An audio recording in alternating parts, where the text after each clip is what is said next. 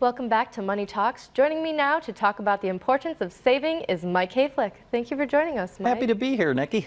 Now, Mike, for many, retirement is a distant thought, and savings for retirement is sometimes the last thing on people's minds. Right. So what can people do to better understand the importance of saving? Gosh, it is often on people's minds, but it's what they perceive other people are doing. It's not what they're perceiving themselves to do.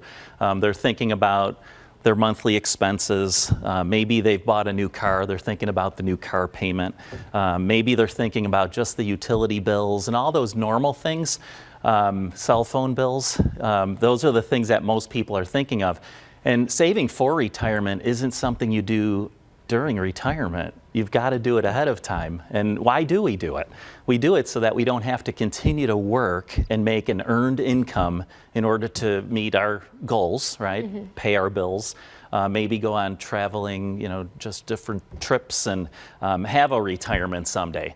Most people I talk to, they do have a dream of saying, I don't have to get up and go to work anymore. So you've got to start saving well in advance of retirement. Yeah, I know. I'm one of those people that I'm like always thinking about retirement and, I'm saving for retirement, but I also want to live in the here and now and go on some of those vacations. Absolutely. And remember, I know earlier in the year, we actually talked about New Year's resolutions, and pay yourself first was one. Jeff Fine just did a great job discussing the 401k plan options that you as an employee might have, and even more so the company match that could be available to you.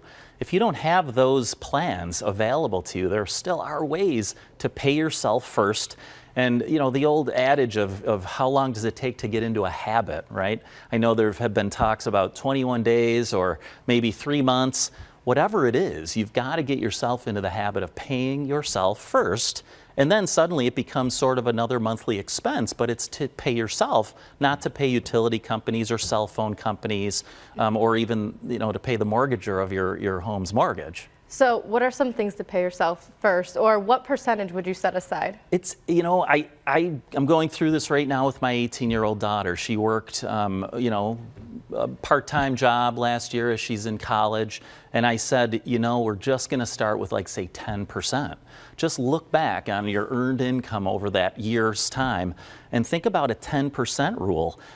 Imagine putting your own money away, but then also maybe earning something on that. So instead of just putting the money under your mattress, even if you just go into savings accounts, checking accounts, very minimal return, but how about CDs? How about other types of investment tools? Imagine doing that on top of the money you're going to save. If you get into that habit, it's a habit that's probably hard to break. Mm-hmm. Yeah, I read about the wealthiest people. They're the ones that put their money to work for them, because they know that even if they save everything they've earned, they're still not going to get ahead if they're not putting their money to work for them. So. Yeah, no doubt. And it's hard because here you are maybe seeing, as Jeff said earlier, you see your paycheck maybe not be as high.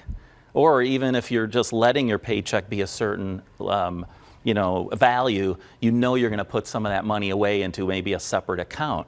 It's hard to do that because, like you said, there are a lot of attractive things out there to buy. Mm-hmm. We have aspirations to maybe buy homes, cars, education. Everything costs something. But again, paying yourself first and getting started right away is so important. Yeah, I know. It is really hard to do that because recently I changed some things on I think it's your W-9 or whatever, just so it takes more out of your paycheck. And I'm like, I looked at it, I go, man, now I feel like I can't afford anything. Yeah, and it's kind of discouraging, but I think you just have to stay focused on the idea that this is for me, right? And whether or not you use, again, tax-deferred kinds of plans, tax-free in quotes, because Roth IRAs, as we know, the money is already taxed, or just plain old savings account or individual brokerage accounts, whatever you do, just get started. Please get started. You need this money for later so you don't have to go to work, and that's maybe going to be the only way to pay your bills. So Mike, we've been talking about paying yourself first, and you have an example to show that's actually going to bring real numbers to our conversation. Yeah, and I think just again, folks out there, remember, paying yourself first is possible. Remember when you didn't have to pay a cell phone bill?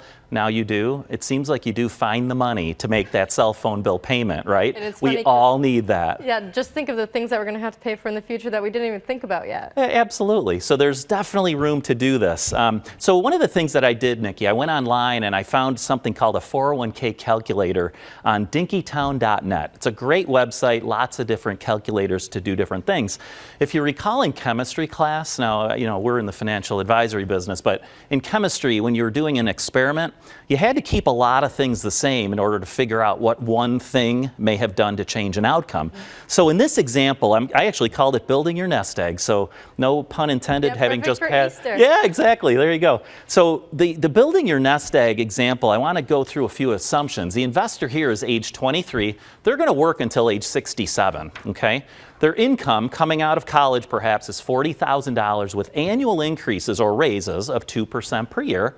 And the investor is going to begin with nothing. So they have done no saving. And we're going to use that number I mentioned earlier. Just a number, 10%. Doesn't have to be 10. Maybe you start at 3, 4. Maybe it's 15, 20. We're going to use a 10% of income example. Just to do these numbers now, just imagine this. At $40,000 a year, about a 10% of income is about $333 a month. That happens to be less than the cell phone bill that we pay in our family every month. So, and if you want to go by week, it's about $77 a week. So before or after that money comes into your paycheck, we're going to set aside 10% of your income. And who are we paying? We're paying you, yourself. Right? We're not giving it to any utility companies or cell phone companies. We're paying it. We're going to do something with that. So this is all after tax. It could be, and as Jeff alluded to earlier, there's pre-tax ways. If you want to get the tax deferral benefits, it might be tax deferred in 401k plans, other kinds, or it could be after tax. But I don't even want to focus on that. I just want to keep it simple and just the idea of putting money away, okay? So let's imagine we do this. What amount of money would someone have put away just on their own, not getting any return on the investment? Altogether, if an investor did this working from 23 to 67, the investor would have saved $284,000. That's just on their own. Okay, so just putting 10% away, locking into that system, would have given them almost $284,000 or over $284,000. What about if you had a very conservative investor and they want to put a little bit into something that's a touch risky perhaps?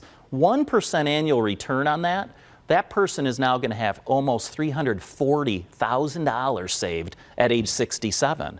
That's a nice size nest egg. One step further, how about a 6% return? So now they're going to have to invest in maybe bonds and maybe some stock market tools. This person now has over $1 million to start their year from age 68 all the way through retirement. And if you don't have a pension, folks, you need to do this for yourself. Do this for yourself and your spouse, and maybe even for your children. Get something started and do it now. Start paying yourself first. These are huge numbers that can be reached if you just form that habit. Yeah, just looking at the 1%, the difference there, and then you brought up the 6%, and it blows your mind how much money you can actually add on to your retirement. It really does. And again, you have to do it according to your own risk tolerance. I know we've talked about these things before. What is your need for your wealth to do something for you in retirement? What's your attitude about risk? How high up that risk ladder do you want to go? Okay, and that's also something that through our firm, we have a homework process to assess that. And then we really do encourage people to come up with that plan early so that paying their bills is certainly a concern, but also paying themselves first is also there. And typically the riskier you get, the more money you can make and the more money you can lose. You got it. It can be thrilling at the top of that ladder when the markets are doing great, but boy, when you fall off that ladder, you get hurt, right? Hurts. It hurts. It can hurt. Well, thank you, Mike. You're welcome. If you would like more information, you can reach Mike Hayflick by calling the Financial Guys at 633-1515. That's 633-1515.